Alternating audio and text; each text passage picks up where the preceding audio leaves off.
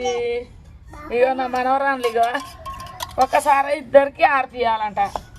ఎట్లా ఆర్పియాలి? ఇగో ఇట్లా ఆర్పిస్తున్నాయి. ఇక నేను తప్పదిగా వాళ్ళ అమ్మ ఆర్పిస్తుంటే వద్దా అని తీసుకొని నాకు ఆడికి వచ్చేది.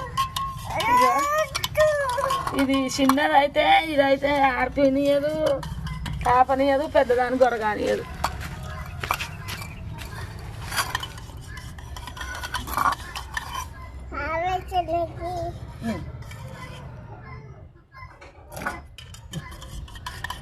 తాగని ఎట్లా తాగుతున్నా